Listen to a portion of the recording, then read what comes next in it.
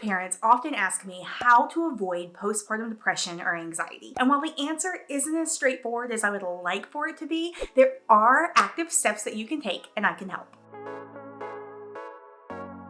Having a baby is hard enough without added mental health concerns.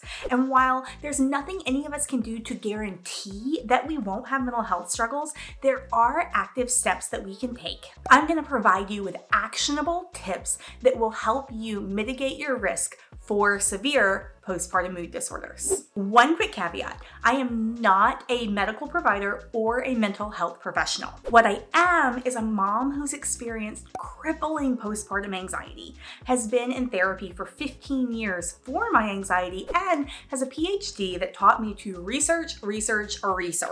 So the advice in this video is not medical advice. It is experience and research-based advice based on my own life. And it includes encouragement to develop your own medical care team just in case. While there's nothing we can do to guarantee that we won't develop a mood disorder like postpartum anxiety or depression, research suggests that there are 2 ways we can go about mitigating our risks and, if we develop it, hopefully helping to lessen the severity if that occurs. The first thing is education, learning about the different mood disorders and how they can affect us so we know what to expect. And secondly, having a clear action plan. That's what we're going to focus on in this video. I've actually created a printable action plan that I'm putting a link to in the description below. So you can grab that, print it out, and save it in your house so it is ready if and when you need it. This action plan consists of 3 major steps. I have a more fully fleshed out version inside my course, The Nested Blueprint, but here I want to keep it really simple and accessible. So we're just going to do 3 quick, easy steps. Number 1, learn the symptoms and help your support system learn them as well.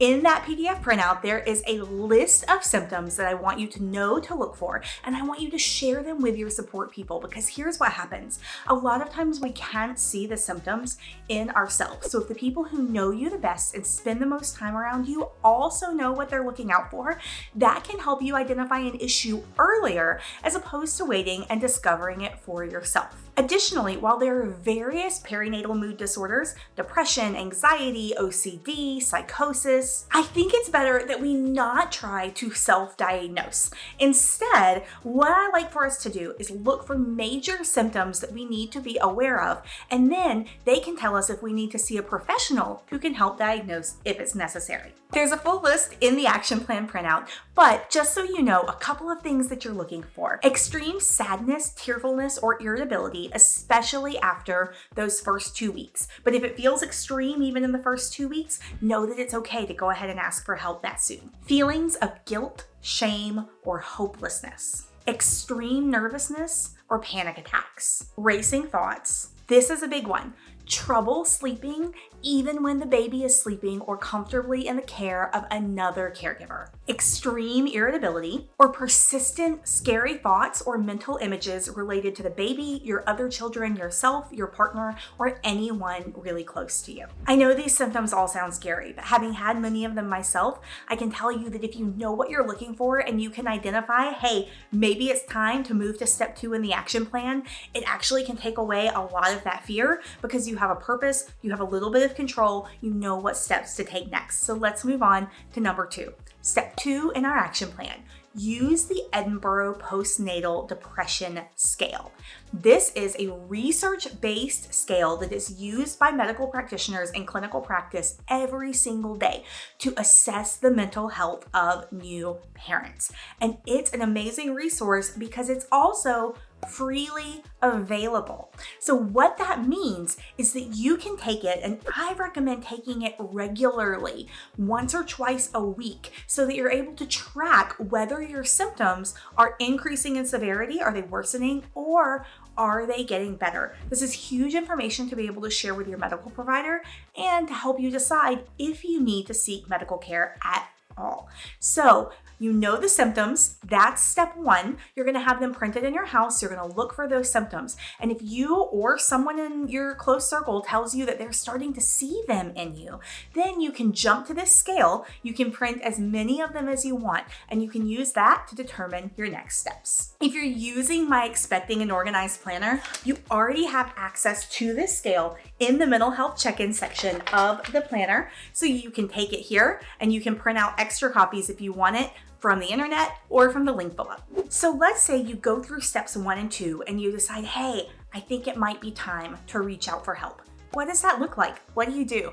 Well, we've got some really easy resources that you can access. So here's the thing. When you're struggling with a postpartum mood disorder, it can be really hard to find the time, the energy, or the emotional space to figure out who you're gonna call and what you're going to say to them. So what we wanna do now while we're planning is go ahead and get that information figured out and stored in our homes in case someone else needs to help us, and in our phones so it's quick and easy for us. The first number I want you to plug into your phone, and again, if you're using the Expecting and Organized planner, these are already here for you, is the one for Postpartum Support International. That number is 1-800-944-4773. Press 1 for English or 2 for Spanish. You can also text HELP to this same number if you're more comfortable in that moment sending a text message instead of making a phone call. For US parents, we also have another amazing resource, the National Maternal Mental Health Hotline. This is a new hotline and you can access it 24/7. Call or text 24/7 for free. The number is 1-833-943-5746 or 1-833-9-HELP-4 as in the number 4 moms. Those numbers are also available in the action plan printout. So grab that below and you can have it in your house and go ahead and get them programmed into your phone. Now you have an action plan in place for recognizing and taking action and getting help if you need it, if you start to develop a postpartum mental health struggle. But now you might be wondering, how am I actually going to remember all of this if the time comes and I'm in that dark space? And the answer is the printout. Make sure you grab that printable action plan, you print it out, you store it somewhere safe in your house, and you share it with your support people so they also know that it's there and where to find it. If you want to learn even more about perinatal mood disorders like postpartum depression and anxiety, and you want an even more thorough, fully developed action plan, click the link below to learn about the Nested Blueprint, which is my course to prepare expecting parents to care for themselves after baby. There we have a full module on preparing to care for yourself postpartum. I hope you found this video to be super helpful. I'm Katie, and I'm here every week with experience and research-based tips for new moms. Don't forget to like, comment, and subscribe. Bye.